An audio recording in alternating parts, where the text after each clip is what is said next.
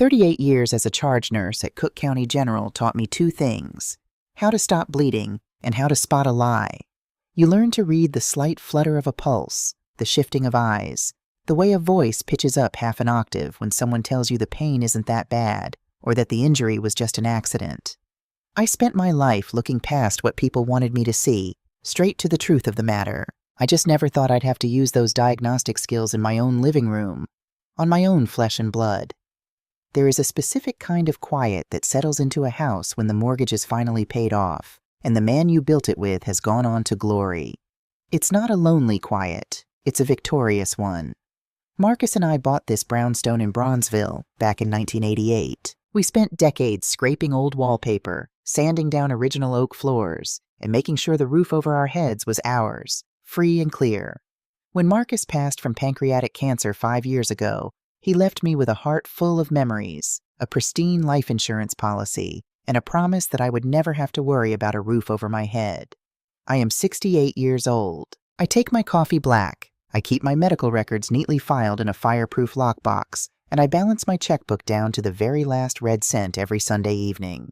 So when my daughter, Kendra, started treating me like my brain was turning to mush, I should have recognized the symptom for what it was. But when it's your child, you tend to put on blinders. Kendra is 44, a real estate agent who measures her worth by the emblem on her steering wheel and the zip code of her dinner reservations. She wears too much beige, speaks in buzzwords, and treats everyone like a potential client. She married Damon, a financial advisor who wears custom suits but always has the frantic, sweaty energy of a man trying to outrun a train. I never said a word about him. I just smiled, served them sweet potato pie on holidays, and kept my distance. The trouble started on a Tuesday in late October. The Chicago wind was just starting to get its teeth, rattling the heavy glass of my front windows. Kendra let herself in without knocking. She always did that, bringing a whirlwind of expensive Santal perfume and nervous energy into my calm space. "Mama, you've got the heat turned up way too high in here," she announced, dropping a designer leather tote onto my pristine mahogany dining table. She didn't wait for an answer, just marched straight into the kitchen and started opening cabinets. "And you're still buying generic brand coffee? I told you I'd set up a subscription for you. You don't need to be clipping coupons like you're on food stamps."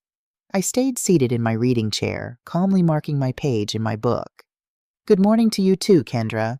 And the coffee suits me just fine. It wakes me up, which is all coffee is obligated to do." She sighed, that heavy, dramatic exhale she used when she wanted me to know how much of a burden I was being. She walked back into the living room, her heels clicking aggressively against the hardwood. "I'm just trying to bring you into the 21st century, Mama. Damon and I were talking, and we're worried about you managing all these paper bills. It's not safe. People steal mail. Old people get confused and miss payments. It ruins their credit." "My credit score is 815, Kendra," I said, my voice smooth and low. "And my mind is sharper than most of the doctors I used to work for. I don't get confused." I know. She waved her hand dismissively, her acrylic nails flashing in the morning light. "But it's stressful. Why do you want to stress yourself out? Let me just look at your phone. I can consolidate your banking apps, set up Face ID so you don't have to remember all those passwords. Just let me streamline things." Before I could properly object, she was already reaching across the side table, picking up my smartphone. Now, normally I would have snatched it right back, but the truth was the bank had just updated their app, and the new interface was giving me a bit of a headache. I watched her thumbs fly across the screen. "See?" she murmured, her eyes locked on the digital glow. "You just need the two-factor authentication set to route through a secure line. I'm adding my number as a backup recovery, just in case you ever lose your phone. That way you won't get locked out of your savings." I watched her face. As a nurse, you look for the micro-expressions, the tightening of the jaw, the way someone holds their breath when they're pushing a needle in. Kendra wasn't looking at me. She was staring at that screen with a hunger that made the hairs on my arms stand up. Her finger tapped the screen, tap, tap, tap, and I saw a bead of sweat at her hairline despite the fact that she had just complained about the heat. "All done," she said, her voice a little too bright, a little too fast. She set the phone face down on the table, sliding it back to me like it was a hot iron. "Now you don't have to worry about a thing. It's all automated." I looked at the phone, then looked at my daughter. "Thank you, Kendra. I appreciate your concern." She stayed for another 10 minutes, pacing the room, talking a mile a minute about a property Damon was supposedly investing in, before kissing the air near my cheek and rushing out the door. The house settled back into its quiet, but the peace was gone. The air felt disturbed. 3 weeks passed. November rolled in, bringing the bitter Midwest frost. The only bright spot in those weeks was Sunday dinners with my grandson, Trey. Trey is Kendra and Damon's boy, a junior studying mechanical engineering at Northwestern. He's 20 years old, all elbows and knees, with Marcus's kind eyes and a laugh that booms from deep in his chest. Unlike his parents, Trey never looks around my house to see what it's worth. He just looks for me. That Sunday, I made smothered chicken and collard greens. Trey ate like he'd been starved, wiping his plate clean with a piece of cornbread. But I noticed the dark circles under his eyes. He kept bouncing his leg under the table. "All right, baby," I said, pouring him a tall glass of sweet tea. "Spit it out. What's eating at you?" He looked up, surprised, then gave a tired, defeated smile. "Nothing gets past you, huh, Grandma?" "Not in this lifetime. Talk to me." He rubbed the back of his neck. "It's just tuition for the spring semester. The deadline is next Friday, and the portal shows my account has a hold on it. Dad was supposed to transfer the funds from the college savings account last week, but every time I ask him, he gets mad and says it's processing. Now they're threatening to drop my classes." A cold, heavy stone dropped in my stomach. Damon was a financial advisor. A 529 college savings plan shouldn't take time to process if the money was actually sitting there. "Don't you worry about your classes, Trey," I said, reaching over to pat his hand. My voice was steady, even though my mind was racing. "You go back to your dorm, focus on your midterms. Grandma is going to handle the bursar's office tomorrow. I've got more than enough in my emergency fund." The relief that washed over his face was worth every penny I had in the bank. "Are you sure, Grandma? I don't want to be a burden. Mom always says you're on a fixed income." "Your mother talks too much," I replied dryly. "My income is fixed just fine. You let me handle it." Monday morning, I put on my good wool coat, the one Marcus bought me for our 30th anniversary, and took an Uber down to the university. I walked into the financial aid office, a proud woman ready to write a check for her grandson's future. The clerk behind the desk, a young woman with tired eyes, ran my platinum debit card to cover the $14,000 tuition balance. I stood there, adjusting my scarf, waiting for the familiar chirp of the machine printing the receipt. Instead, the machine let out a harsh, flat beep. The clerk frowned, tapping the screen. "I'm sorry, ma'am. It says insufficient funds." I blinked. "Excuse me? That's impossible. Please run it again. It's a primary savings link." I had over $85,000 sitting in that specific high-yield account, money I had meticulously saved for rainy days exactly like this. She ran it again. Same beep. "I'm really sorry, Mrs. Washington. The bank is declining the transaction." For 3 seconds, the world stopped spinning. The air in the room felt too thin to breathe. Humiliation, hot and prickly, crept up the back of my neck. But a charge nurse doesn't panic when the monitor flatlines. She acts. "Thank you, baby. There must be a glitch in the system," I said, my voice not wavering a single decibel. I took my card back, slipped it into my leather purse, and walked out of the building with my head held high. I didn't call the 1-800 number on the back of the card. I didn't open the app on my phone. I hailed a cab and gave the driver the address for the main Chase Bank branch downtown on Madison Street. Inside the bank, the marble floors echoed with the sound of money moving. I sat at the desk of a personal banker named Mr. Harrison, a sharp young man who offered me a bottle of sparkling water. I handed him my ID and my debit card. "I need a full printout of my transaction history for the last 30 days, Mr. Harrison. All accounts." He typed on his keyboard, his eyes scanning the dual monitors. Then his typing slowed. He stopped. He looked over the top of his glasses at me, a flash of genuine concern crossing his features. "Mrs. Washington, did you authorize a series of wire transfers starting on October 24th? October 24th. The Tuesday Kendra came over to streamline my phone. "Tell me the amounts, Mr. Harrison." "There are 4 transfers. The first was for $10,000. Then 2 days later, $25,000. Last week, there was another transfer for $30,000. And yesterday, a final sweep of $18,500. They were all wired to an external account, an LLC. The stone in my stomach turned to ice. What is the name of the LLC? He turned the screen so I could see it. Apex Financial and Consulting Group. It was Damon's firm. My son-in-law. My own daughter had sat on my velvet sofa, complained about my coffee, and set up a digital siphon to drain my life savings into her husband's failing business. She hadn't just added a backup number. She had made herself a joint authorized user and linked my account to his. Mrs. Washington? Mr. Harrison asked gently, noticing my silence. If you didn't authorize these, we need to open a fraud investigation immediately. We can call the police. I looked at the numbers on the screen. My life's work, my blood, sweat, and 12-hour night shifts, stolen by the girl whose scraped knees I used to kiss. If I called the police right now, it would be messy. Kendra would cry, Damon would hire a lawyer, and they would drag my name through the mud, claiming I was forgetful, claiming I had gifted it to them.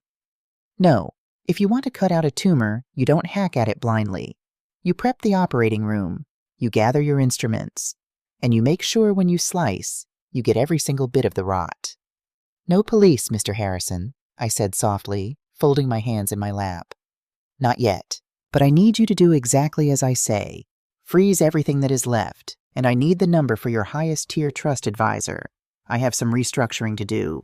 The ride back to Bronzeville from the downtown Chase branch was a blur of gray concrete and biting wind. I sat in the back of the taxi, my hands neatly folded over my leather purse, staring out the window but seeing absolutely nothing. When you work in an emergency room, you learn the difference between a surface wound and internal bleeding. A surface wound looks terrible, all blood and drama, but it's easy to stitch. Internal bleeding is quiet. It hides beneath the skin, pooling silently until the pressure drops and the organs begin to fail. What my daughter had done to me wasn't a surface wound. It was a deep, quiet hemorrhage of trust. I unlocked my front door and stepped into the foyer. The house smelled of the lemon oil I used on the woodwork and the faint, lingering scent of the Sunday roast. It was the same house I had woken up in that morning, but it felt entirely different. It felt breached. I took off my wool coat, hung it exactly where it belonged on the brass hook, and walked into Marcus's old study. I didn't cry. Tears are for things you have lost to God or to nature. What Kendra had done was a calculated theft, and you don't cry over a thief. You build a better lock, and then you catch them. I sat at the heavy oak desk, picked up the phone, and dialed a number I had known by heart for over 30 years. Silas Vance, attorney at law. A gravelly voice answered on the second ring. Silas, it's Beatrice. There was a slight pause, followed by the sound of a chair creaking. Silas and my Marcus had played poker every first Friday of the month for 2 decades. Silas was 70 years old now, a man who still wore 3-piece suits and believed that a handshake was as good as a contract, though he always drafted the contract anyway just to be safe. B, he said, his voice warming instantly. To what do I owe the pleasure? Tell me you're calling to invite me over for some of that peach cobbler. I need to see you, Silas, today, and not for pie. My voice was calm, but the iron in it must have translated through the receiver. Are you hurt? The warmth vanished, replaced by the sharp, analytical tone of a seasoned litigator. Not physically, but I need you to run a quiet background check on an LLC, and I need to know exactly how much trouble my son-in-law is in. An hour later, I was sitting in Silas's office in the Loop. The room smelled of old paper, leather bindings, and peppermint. I laid the bank printouts Mr. Harrison had given me on his wide mahogany desk. I watched Silas put on his reading glasses, his thick gray eyebrows drawing together as his eyes tracked the 4 massive wire transfers. $88,500, Silas muttered, tracing the final figure with a thick finger. Transferred into Apex Financial and Consulting Group. This is Damon's firm. I know, I said, keeping my posture perfectly straight. Kendra got a hold of my phone 3 weeks ago under the guise of helping me set up an app. She linked my high-yield savings to his business account. Silas took his glasses off and rubbed the bridge of his nose. Lord have mercy. Kendra? Are you entirely sure, B? I've known that girl since she was in pigtails. Greed is one thing, but this is reckless. It leaves a paper trail a mile wide. People leave sloppy trails when they are running from a fire, Silas. I know my daughter. She cares too much about what the women at her country club think to just steal for a new pair of shoes. She's plugging a hole, a big one. I need you to find out what's burning down at Apex Financial. Silas nodded slowly. He picked up his desk phone. Give me 24 hours. I have a friend over at the Financial Industry Regulatory Authority. If Damon is playing fast and loose with money, his name will be flagged. I didn't have to wait 24 hours. Silas called me at 8 o'clock the next morning. His voice was grim, stripped of all pleasantries. B, I need you to come back down here. I found the fire. When I arrived, Silas had a fresh pot of coffee waiting and a manila folder sitting dead center on his desk. He didn't offer me a seat right away. He just looked at me with a profound, heavy sadness. Have a seat, Beatrice. I sat. Give it to me straight, Silas. No anesthesia. He opened the folder. Damon isn't just a bad businessman, B. He's a criminal. 6 months ago, one of his oldest clients, an elderly widow, ironically enough, filed a formal complaint with the SEC and state regulators. Damon had been skimming off her retirement accounts for years, moving small amounts into a ghost fund to sustain his and Kendra's lifestyle. I closed my eyes for a fraction of a second. The luxury cars, the designer bags Kendra flaunted, the lavish vacations to St. Bart's. It was all built on stolen money. The regulators opened an investigation, Silas continued. Damon was facing losing his broker's license, total asset seizure, and a minimum of 5 to 10 years in federal prison for elder financial abuse. But he managed to strike a private settlement agreement with the victim's family right before the state moved to indict. He agreed to pay back the stolen funds with interest, plus penalties, in exchange for them dropping the civil suit and cooperating quietly with a lesser regulatory slap on the wrist. I looked down at my hands. How much was the settlement, Silas? Silas flipped to the last page of the report. $88,500. Due in full by last Friday. The exact amount missing from my account. A chilling realization washed over me. Kendra hadn't just stolen my savings. She had sacrificed my security, my independence, and my grandson's college tuition to keep her husband out of a federal penitentiary and preserve her fake high society life. She had decided that my quiet, comfortable retirement was the acceptable collateral damage for her mistakes. She thinks she can get away with it because I'm old, I said, my voice barely a whisper, though it felt loud in the quiet office. She thinks I won't notice, or if I do, I'll be too ashamed or too confused to fight back. Silas leaned forward, his hands clasped tightly together. B, we have her dead to rights. This is wire fraud, unauthorized access to a financial institution, and exploitation of a senior citizen. If we take this to the district attorney, Kendra and Damon will both go down. But before we drop the hammer, we need to secure what's left of your assets. We need to completely sever her from your accounts. I want to go to the bank with you right now. We are going to lock everything down, remove her as an authorized user, and start the paperwork to move your home and remaining funds into an irrevocable trust. Make it so she can't touch a dime, not even if she begs. Let's go, I said, standing up. My spine was steel. We arrived at the main branch of Chase Bank just before noon, with Silas Vance walking beside me, looking every bit the ruthless Chicago lawyer he was. The tellers didn't make us wait. We were escorted directly into the glass-walled office of the regional manager, a man named Mr. Sterling. Mrs. Washington, Mr. Vance, Sterling said, looking slightly nervous as Silas placed his heavy leather briefcase on the desk. How can we assist you today? My client has been the victim of unauthorized transfers, Silas said, skipping the handshakes. A joint user on the account, Kendra Washington Kent, has illegally drained $88,000. We are initiating a fraud investigation, but effective immediately, we are formally requesting that Kendra be removed from all accounts, all online access be revoked, and the remaining balances be frozen and transferred to a new single-owner account under Beatrice's exclusive control. Mr. Sterling's face went pale. He typed rapidly at his computer, his eyes darting across the screen. He swallowed hard. Mr. Vance, Mrs. Washington, I am incredibly sorry to hear about the missing funds, and we will absolutely open an internal fraud ticket. But I cannot remove Kendra Kent from the accounts, nor can I freeze her access without her consent. Silas planted his hands on the desk, leaning in. Excuse me? This is Mrs. Washington's primary account. She is sitting right in front of you, giving you a direct legal mandate. Sterling cringed, looking at me with a mixture of pity and corporate terror. Mrs. Washington, Kendra isn't just an authorized user on the app. 4 months ago, she submitted a durable power of attorney to our legal department. It grants her full, unilateral control over all your financial assets, real estate, and medical decisions. The room went completely silent. The hum of the air conditioner suddenly sounded like a jet engine. "A what?" Silas barked, his voice echoing off the glass walls. "Beatrice is perfectly lucid. She has never signed a power of attorney granting that kind of control to anyone." "We have the documents right here," Sterling said defensively, turning his monitor. "Signed, notarized, and filed. It states that Mrs. Washington is beginning to suffer from early-stage cognitive decline, and Kendra Kent is the designated conservator of her estate." I stared at the screen. I saw my signature at the bottom of the PDF file. It was my handwriting. The loop of the B, the sharp slant of the W. It was real. But how? When? My mind raced back over the last year, flipping through memories like patient charts. The holidays, the Sunday dinners, the doctor's appointments. And then it hit me. A memory so sharp it physically took the breath from my lungs.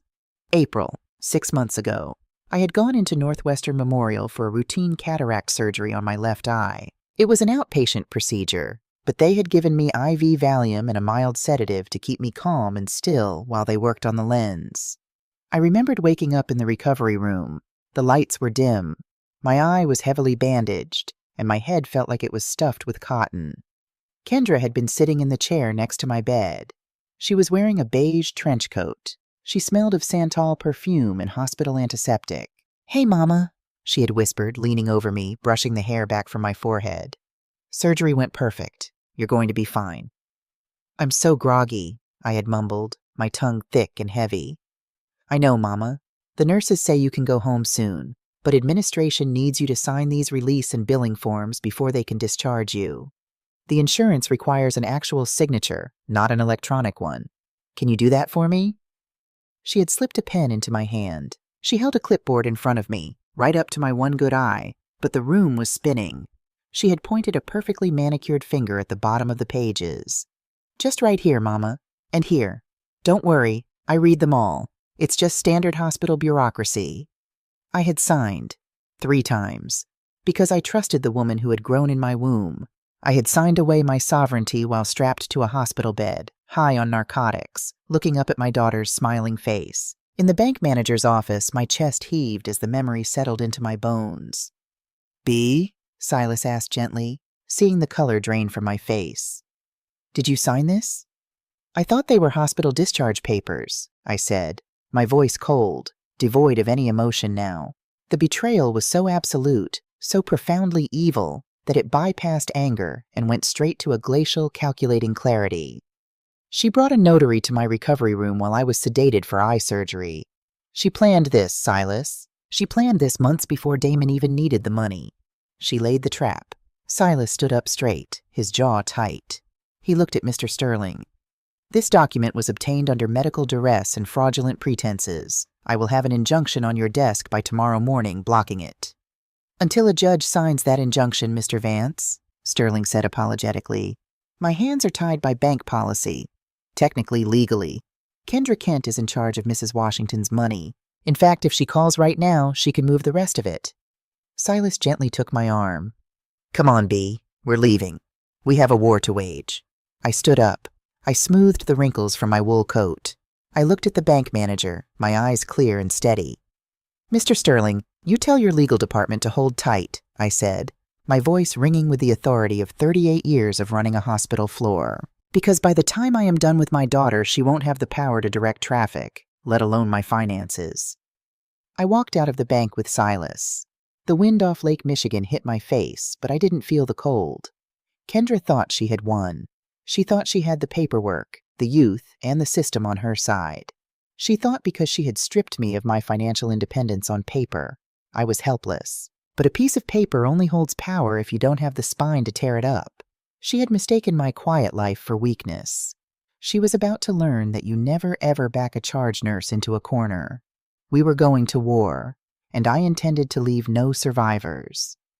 The ride home from Silas's office was silent, the kind of heavy, thick silence that settles over a trauma ward right before a code blue is called. I had spent my entire adult life stabilizing patients, stopping the bleeding, and restoring order to chaos.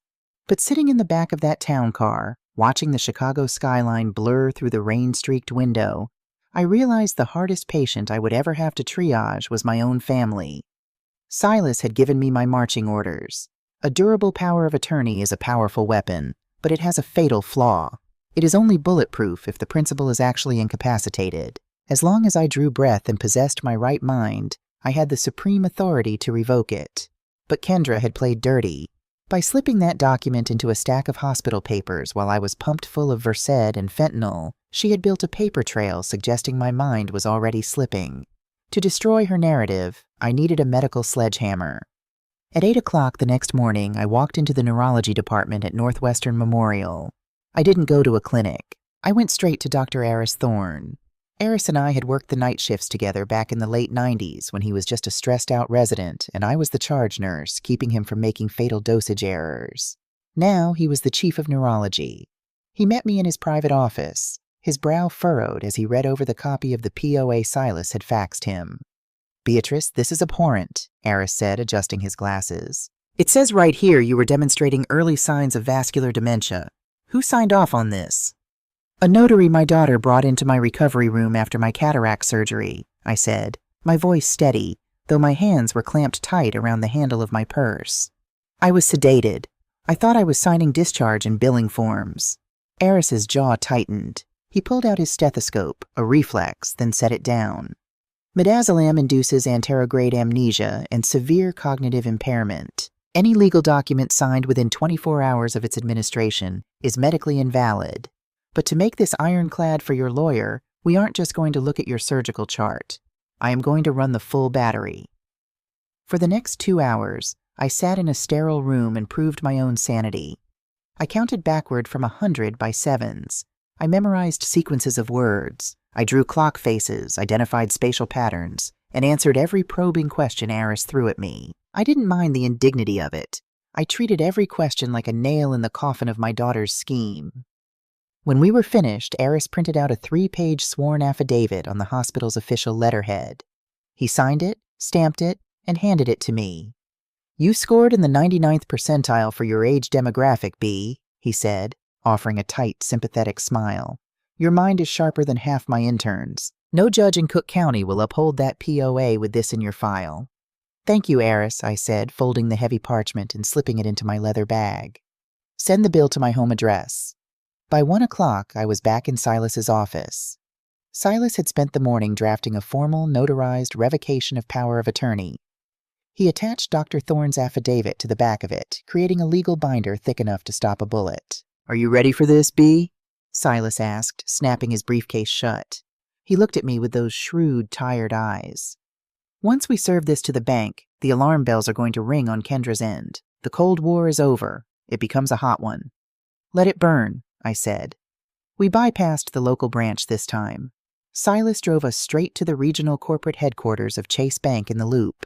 We didn't ask for Mr. Sterling. Silas demanded a meeting with the regional director of legal compliance. When we were seated in a boardroom that smelled of expensive glass cleaner and leather, a polished woman in a navy suit walked in. Silas didn't waste time with pleasantries. He slid the binder across the polished mahogany table. "My client, Beatrice Washington, is hereby executing a total and immediate revocation of the durable power of attorney filed by Kendra Kent," Silas stated, his voice booming in the quiet room. "Attached is a sworn medical affidavit from the chief of neurology at Northwestern Memorial, certifying Mrs. Washington is of completely sound mind. Furthermore, we have medical records proving the original POA was obtained while my client was under heavy surgical sedation." The director opened the binder, her eyes skimming the legalese and the hospital seal. She swallowed visibly. Banks are terrified of 2 things: federal auditors and lawsuits involving the defrauding of the elderly. We had just placed a platter of liability right on her desk.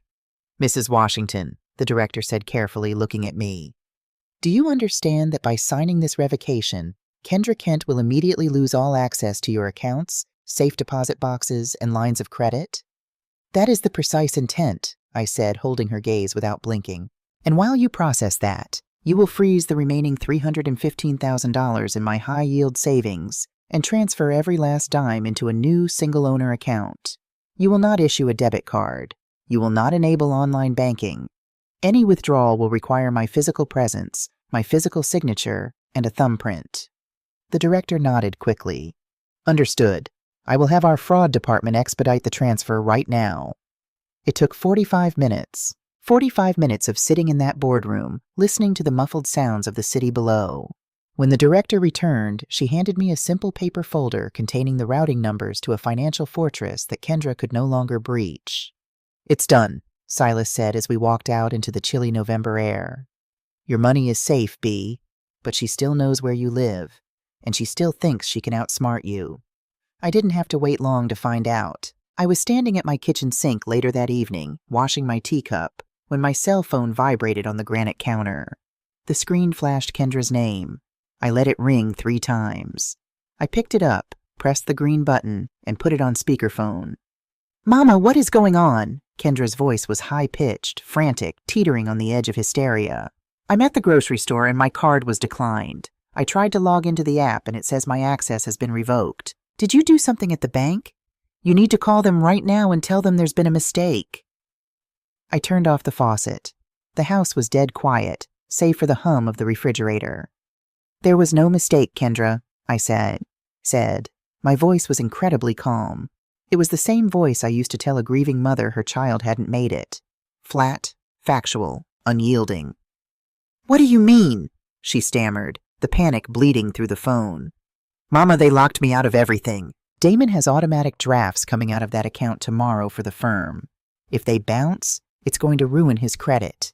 Call them and fix this. Damon's credit is not my concern. Damon's legal settlement with the elderly woman he robbed is not my concern, I said. Dead silence on the other end. The kind of silence that happens when all the oxygen gets sucked out of a room.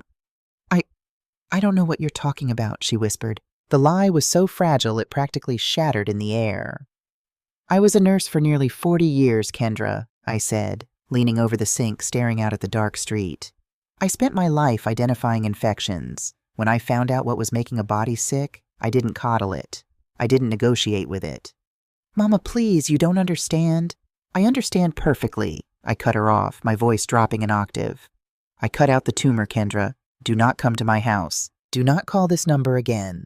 I hung up the phone and blocked her contact. Over the next 48 hours, the fallout was swift and vicious.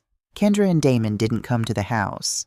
Silas had sent them a formal cease and desist letter by courier the very next morning, but they weaponized the one thing they still had access to, the family. My phone started ringing. First, it was my younger sister, Patrice, calling from Atlanta. B, what is going on up there? Patrice asked, her tone laced with worry. Kendra just called me crying hysterically. She said you're having some kind of paranoid breakdown. She said you're hiding your money, locking her out and talking crazy about Damon. She wants me to fly up and help her get you into a facility. I closed my eyes, feeling a deep, weary ache in my bones. A facility. My own daughter was trying to paint me as a madwoman to my own sister. Patrice, I said gently, do I sound paranoid to you? Well, no. You sound like B.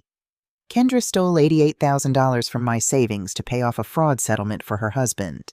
I found out, and I locked her out. Now she is spinning a narrative to cover her tracks. I am perfectly fine, but I suggest you block her number too.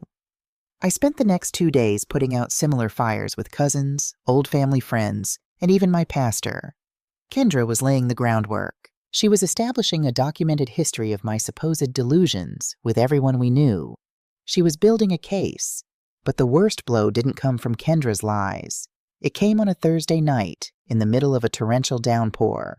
The heavy brass knocker on my front door banged frantically. I looked through the peephole and immediately unbolted the locks. It was Trey. He wasn't wearing a jacket. His Northwestern sweatshirt was soaked through, plastered to his chest, and his sneakers squeaked on the hardwood as he stepped inside. He looked physically ill, pale, shaking, his eyes bloodshot and wide with horror. Trey, baby, what on earth? I reached for a towel from the hall closet, but he stepped back, holding his hands up like he didn't deserve to be touched. Grandma, I'm so sorry, he choked out. His voice broke, a harsh, jagged sound. I didn't know. I swear to God I didn't know. I froze. Didn't know what, Trey? Come sit down, you're freezing. He shook his head violently, tears mixing with the rain on his face. I went home to do laundry. Mom and Dad were screaming at each other in the kitchen. Dad was throwing things, yelling about bankruptcy, yelling about how Mom was supposed to have total control of your money. I heard them talking about the power of attorney. He wiped his mouth with the back of his trembling hand. He looked at me, his eyes filled with a guilt so profound it broke my heart. Grandma, 6 months ago, when you were in the hospital for your eye surgery, Mom was supposed to be there when you woke up, but she told me she had an emergency showing for a house. She asked me to go sit with you. The memory flickered in my mind. The dim room, the beige coat. But my vision had been blurred, my mind clouded by the anesthesia. She handed me a manila envelope, Trey continued, his voice dropping to a devastated whisper. She said they were just standard insurance release forms. She said a hospital administrator was going to come to the room, and I just needed to hold the clipboard for you so you could sign them because your eyes were bandaged. Grandma, the man in the suit wasn't an administrator. I heard Mom talking to Dad just now. He was a mobile notary. The air left my lungs. Kendra hadn't just forged a trap. She had used her own son, my beloved grandson, as the delivery boy for the poison. She had manipulated a 20-year-old boy into legally binding his grandmother to a financial predator. She used me, Trey sobbed, sinking down onto the velvet bench in the foyer, burying his face in his hands. I helped her steal from you. I held the pen for you, Grandma. I'm so sorry. I'm so stupid. I walked over to him. I didn't offer platitudes. I didn't tell him it was okay because it wasn't. But I placed my hands on his wet, shaking shoulders and gripped him tight. Look at me, Trey, I commanded. The charge nurse was back. Firm, grounding, absolute. He lifted his head, his face a portrait of misery. You did not steal from me. You were following your mother's instructions to care for me while I was vulnerable. The sin belongs entirely to her. Do you hear me? He nodded slowly, though the tears kept falling. Good, I said, pulling him up and wrapping the towel around his shoulders. Now go dry off. I am going to make us some tea, because we have work to do. When we were seated at the kitchen table, the mugs of chamomile steaming between us, the boy I knew was gone. In his place was a young man who had just watched the pedestals he placed his parents on shatter into dust. They aren't going to stop, Grandma, Trey said, his voice hard, drained of its youthful innocence. Dad is desperate. He owes money to people worse than the SEC. I heard him tell Mom that if they can't get your money back, they're going to lose their house. He told her to call the lawyer. Which lawyer? I asked sharply. Trey gripped his mug. A guy named Vance? No, not Vance. A guy named Sterling? No. A guy named Croft. Richard Croft. I heard Dad say Croft specializes in hostile conservatorships. He said they are going to petition the state to declare you mentally unfit, force you into a home, and take over the estate by court order. A hostile conservatorship, the legal equivalent of being buried alive.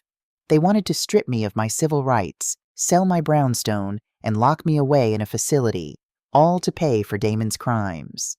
I looked at the rain lashing against the kitchen window. They thought I was an old woman playing defense. They thought freezing the bank account was the best I could do. They had no idea. Trey, I said, my voice cutting through the quiet hum of the kitchen. I need you to do exactly as I say. You are going to go back to that house. You are going to pretend you heard nothing. You are going to be my eyes and ears. He looked at me, his jaw setting with a newfound resolve. Whatever you need, Grandma.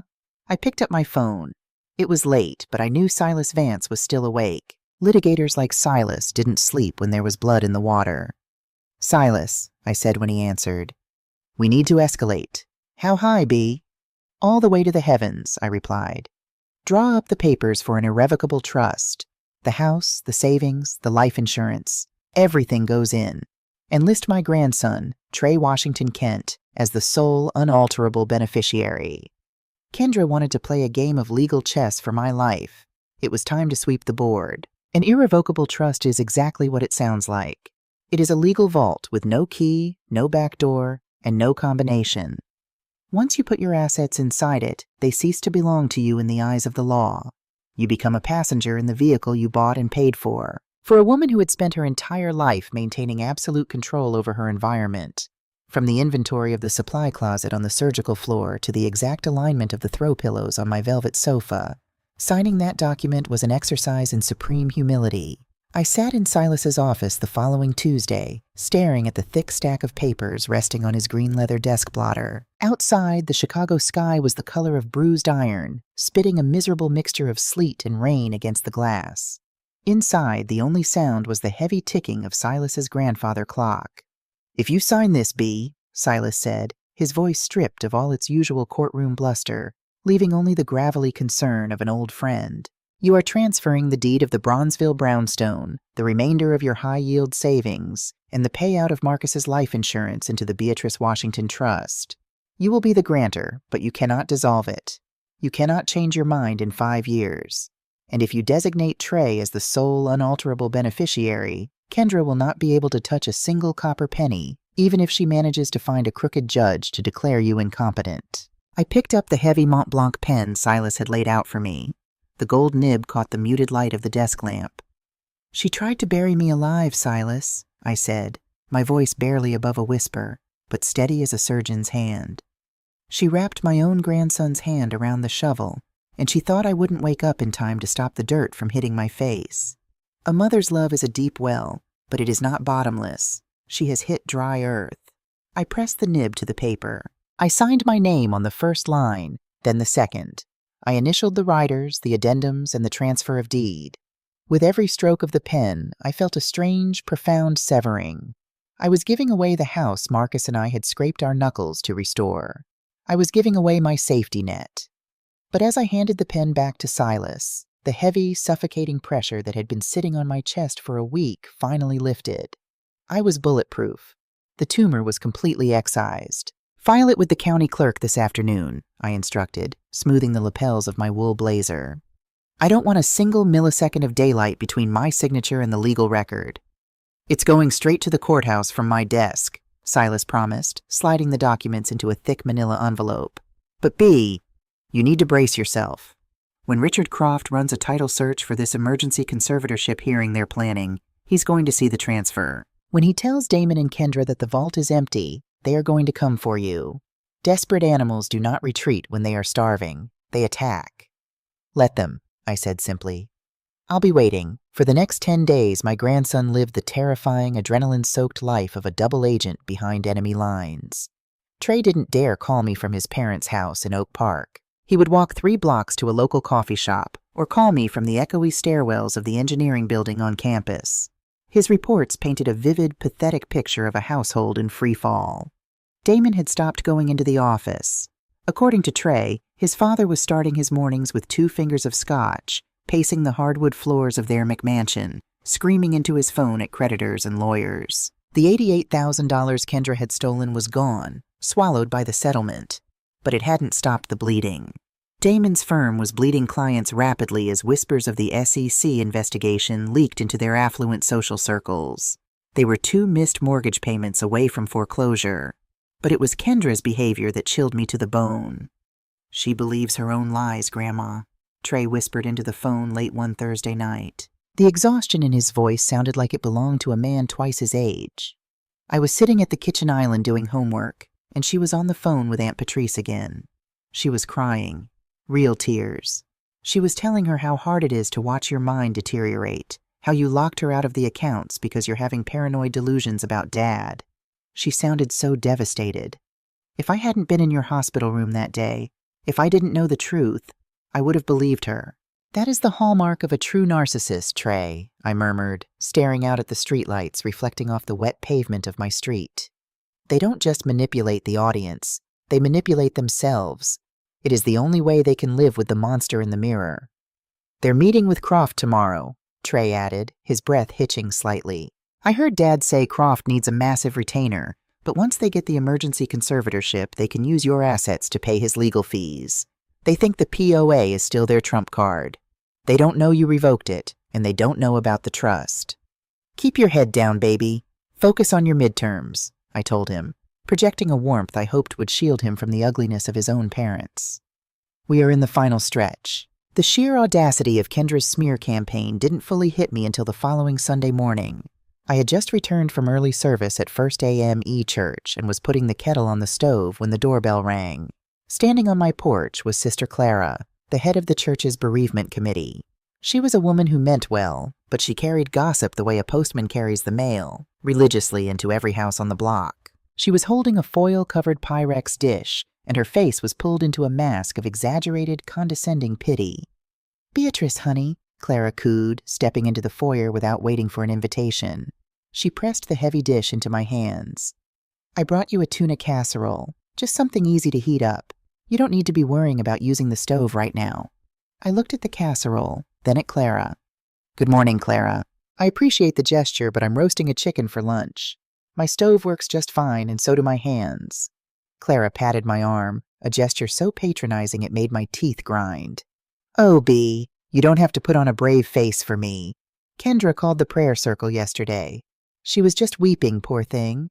She asked us to pray for your mind. She told us how you've been misplacing things, accusing Damon of terrible, paranoid things, and locking her out when she's just trying to help you pay your bills." Clara lowered her voice to a conspiratorial whisper. "It is no shame, Beatrice. Vascular dementia runs in my husband's family. We know how it steals the spirit." A hot, bright spike of fury drove itself directly into the base of my skull. My own daughter had turned my church, my sanctuary of 40 years, into a theater for her victimhood. She was laying the social groundwork for a conservatorship, ensuring that when she dragged me out of my own home, the neighborhood would nod sadly and say it was for the best. I set the casserole down on the entryway table. I stood up to my full height. I am not a tall woman, but decades of commanding chaotic emergency rooms had given me a presence that could make a grown doctor shrink. "Clara," I said, my voice resonating with absolute ringing clarity, "I want you to look at my eyes. Are they unfocused?" She blinked, startled by the shift in my tone. "Well, no, Bea, but I want you to listen to my diction. Am I slurring my words? Am I repeating myself?" "No, but Kendra said—" "Kendra is a liar," I said, the words cutting through the air like a scalpel. I didn't raise my voice. I didn't need to. Kendra's husband is facing disbarment and federal charges for defrauding his elderly clients. Kendra attempted to steal my life savings to cover his crimes. When I caught her and locked her out of my bank accounts, she decided to tell this congregation that I am losing my mind to cover her tracks. Clara's mouth fell open. Her eyes darted around my perfectly immaculate foyer, taking in the gleaming hardwood, the pristine baseboards, the sharp, unyielding intelligence in my gaze. "If the prayer circle wants to pray for someone, Clara," I continued smoothly, "I suggest you get on your knees and pray for my daughter's soul, because she is going to need the Lord's mercy. She certainly isn't getting any of mine. Now take your casserole. I have a chicken to baste." Clara took the Pyrex dish, her face flushing a deep, embarrassed crimson, and hurried out the door. I locked the deadbolt behind her, leaning my forehead against the cool wood. The anger was exhausting. The betrayal was a physical weight, pressing down on my lungs. But I couldn't afford fatigue. Not yet. The climax of this agonizing waiting game arrived on a Tuesday, exactly 2 weeks after I had signed the irrevocable trust. Trey called me at 6 a.m. He didn't bother with greetings. He was hyperventilating. "Grandma, today. They're coming today," Trey panted. I could hear the wind whipping against his phone. He must have run out of the house in his pajamas. "Dad stayed up all night drinking. He got an email from Richard Croft. Croft tried to file the lien against your house to secure his legal fees for the conservatorship case. He found the trust, Grandma. He found out the house isn't in your name anymore." I felt my pulse quicken, a steady rhythmic thud in my ears.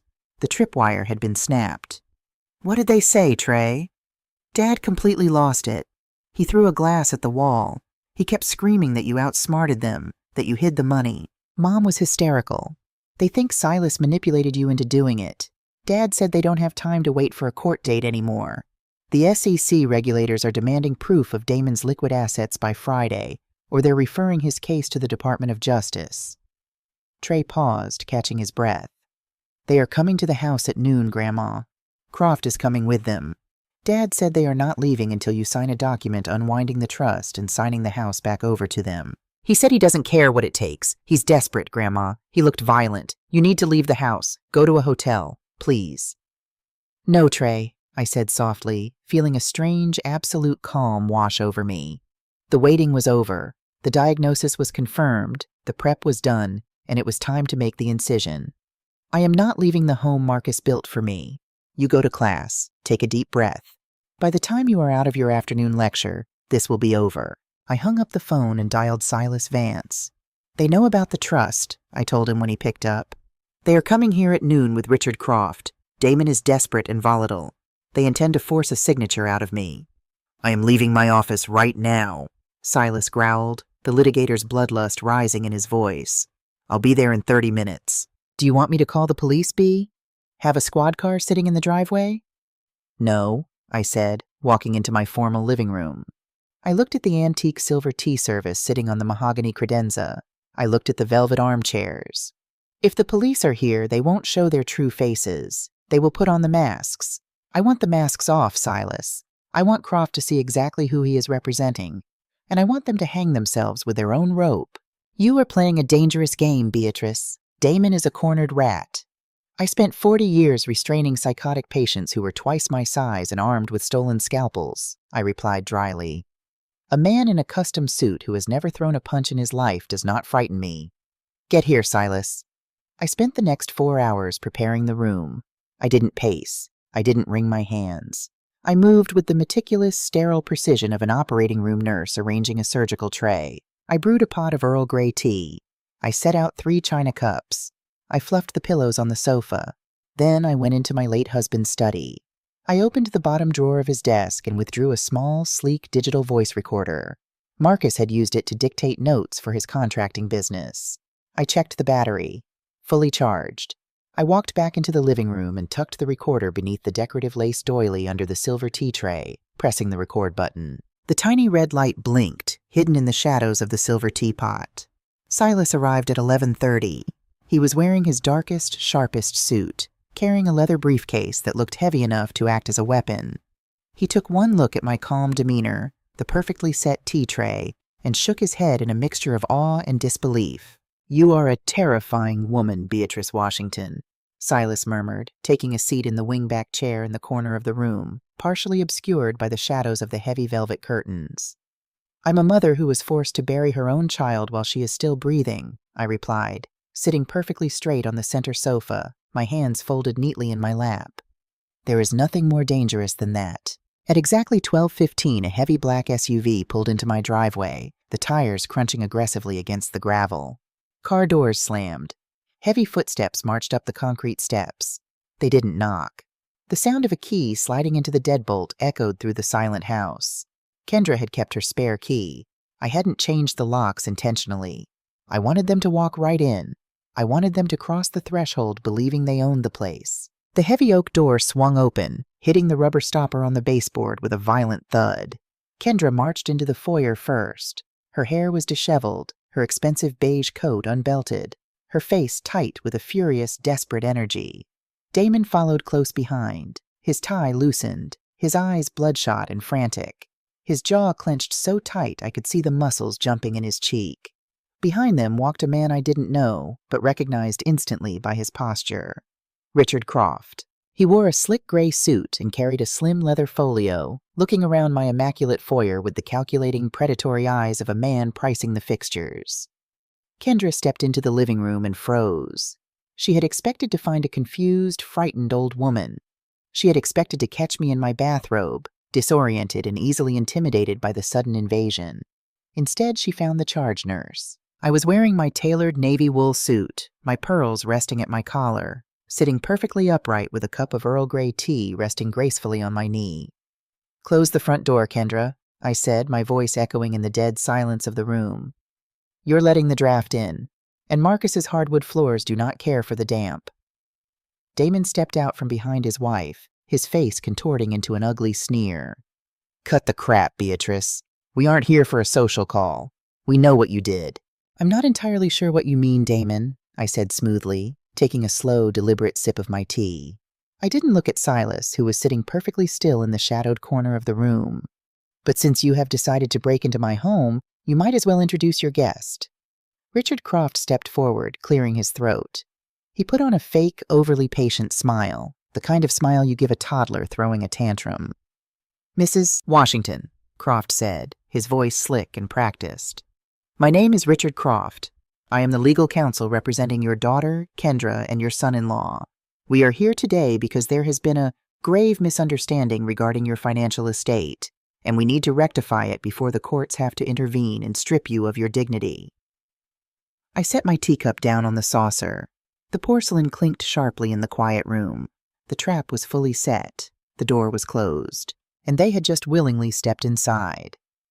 "Mr. Croft," I said, looking the lawyer dead in the eye, "you have exactly 5 minutes to explain yourself before I have you arrested for trespassing." Richard Croft unclasped his leather folio and laid a thick, stapled document on my mahogany coffee table. "Mrs. Washington, we are prepared to file an emergency petition for a hostile conservatorship this afternoon," Croft began, his tone dripping with practiced corporate sympathy.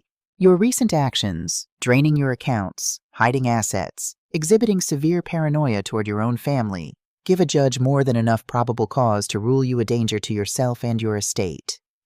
Damon leaned over the table, his face flushed an ugly mottled red. "Sign the paper unwinding the trust, Beatrice. Sign the house back over. If you don't, Croft is going to freeze everything anyway, and you'll end up in a state-run nursing home by Friday. We need that equity, now." I didn't flinch. I let his spit fly. I let the silence stretch until the grandfather clock in the hallway chimed the half-hour. "Are you finished?" I asked. "We are just getting started, Mama," Kendra hissed, her arms crossed tight over her chest. "You are not in your right mind." "Actually," a deep, gravelly voice echoed from the shadowed corner of the room, "her mind is sharper than anyone else's in this house." Silas leaned forward, the muted afternoon light catching the sharp lapels of his suit as he stood up from the wingback chair. Croft whipped around, his slick demeanor instantly evaporating. "Who the hell are you?" "Silas Vance, senior partner at Vance, Miller & Hayes, and Mrs. Washington's legal counsel." Silas walked over and picked up Croft's document with 2 fingers, as if it were a soiled bandage, before tossing it back onto the table. "And you, mister, Croft, are a disgrace to the Illinois bar. Threatening an elderly woman in her own home with a fraudulent conservatorship to extort real estate equity and cover up her son-in-law's SEC violations, that is a bold, career-ending strategy." Damon took a step back, the color completely draining from his face. "Kendra, you said she was alone." "She is never alone when she has the truth on her side," Silas barked. I reached across the tea tray and lifted the decorative lace doily. I picked up the digital voice recorder. The tiny red light was still blinking steadily. "I've been recording since the moment you kicked my door open, Damon," I said, my voice cutting cleanly through their panic. "I have every threat, every demand, and every admission of extortion on tape." Kendra stared at the little black device, her eyes wide with terror. "Mama, you can't use that." "I certainly can, but that is the absolute least of your worries," I said, standing up. I walked until I was mere inches from my daughter. "I know about the mobile notary, Kendra. I know you brought him into my recovery room when I was heavily sedated with midazolam. I have the sworn affidavit from the chief of neurology at Northwestern Memorial proving I lacked the legal capacity to sign that power of attorney. And worst of all, I know you used your own son as a decoy to do it." Kendra gasped, her hand flying to her mouth. "Trey told me everything," I whispered, letting the weight of her maternal failure crush the air out of her lungs. "He is devastated by what you made him do. You didn't just try to rob me, Kendra. You corrupted your own child." Damon looked like he was going to be sick. He turned to Croft. "Fix this. You said this was a slam dunk." I was retained under the assumption that the principal was genuinely incapacitated and unrepresented, Croft said quickly, snatching his folio off the table. He was already backing toward the foyer. "I want absolutely no part of this. You committed fraud to obtain that POA. I am formally withdrawing my representation." Croft didn't even look back as he practically ran out the front door, leaving it wide open to the freezing rain. The silence left in his wake was suffocating. Damon sank onto the arm of the sofa, burying his head in his hands. The grand, terrifying ambush had collapsed in less than 5 minutes. "The irrevocable trust is sealed," Silas stated, stepping up beside me. "The house, the savings, the insurance, they belong to the Beatrice Washington Trust. You have 0 legal standing. If you file a single motion, if you send another threatening email, or if you ever set foot on this property again, I will personally walk this tape and the forged POA to the district attorney. You will both be indicted for elder fraud." Kendra's legs gave out. She dropped to her knees on the hardwood floor, the beige designer coat pooling around her like dirty snow. The anger was gone, replaced by the pathetic, hollow sobbing of a woman who had finally hit the bottom of the pit she dug for herself. "Mama, please," she wailed, looking up at me with mascara running down her cheeks. "They're going to take our house. Damon is going to jail. We have nothing left. What about the cabin? The lake house in Wisconsin? Marcus left it to you. You can give us the deed to the cabin. We can sell it and pay the SEC. Please, Mama. I'm your daughter." I looked down at her. I felt a twinge of sorrow deep in my chest, but it was for the little girl she used to be, not the woman kneeling before me. "The cabin is gone, Kendra," I said softly. She froze, her breath hitching. "What do you mean gone?" "I sold it 3 weeks ago. Cash buyer. It closed last Friday." Damon's head snapped up. "Where is the money? That was a $400,000 property." "It is exactly where it belongs," I replied. "I took every dime from that sale and placed it into a secure, locked educational trust for Trey. It covers his undergraduate tuition, his master's degree, and leaves a down payment for his first home. A trust that neither of you can access. The asset you wanted to use to save your own skin has been used to protect the only innocent person left in your house." Kendra let out a sound that was half gasp, half scream. It was the sound of total, absolute defeat. She had sacrificed her mother, manipulated her son, and compromised her soul, only to end up with nothing but ashes in her hands. "Get up," I commanded, pointing toward the door. "Pick yourself up off my floor, take your husband, and walk out of my house. You are no longer welcome here." Damon grabbed Kendra by the arm, pulling her up roughly. They didn't say another word. There were no more lies left to tell, no more threats left to make. They walked out the door, broken and ruined by their own greed. When the heavy oak door finally clicked shut, the silence of the house returned. But it wasn't the heavy, breached silence of the past month. It was the clear, ringing silence of a surgical suite after a successful operation. The tumor was gone. The patient was going to live. Silas let out a long, low whistle. "Remind me never to cross you, B." "You're a good man, Silas," I said, turning back to the tea tray. I picked up my cup of Earl Grey. It was still warm. "Thank you." 6 months have passed since that afternoon. I read in the Tribune that Damon's firm was liquidated, and he accepted a plea deal that put him in a minimum security federal facility for 3 years. Kendra filed for bankruptcy and moved into a small apartment in the suburbs. She hasn't called. I haven't reached out. Some wounds cannot be stitched. They simply have to be amputated so the rest of the body can survive. But this house is full of life. Trey moved into the guest bedroom upstairs to save money on dorm fees. We have Sunday dinners every week. He tells me about his engineering projects, and I tell him stories about his grandfather. I am 68 years old. I sit on my front porch in the evenings, watching the Chicago sun dip below the skyline. I take my coffee black. I balance my checkbook down to the very last red cent, and I sleep peacefully every single night. I am an old woman who learned that dignity is not something you are handed when people feel generous. It is a line you draw in the sand and you hold it, even if your hand shakes.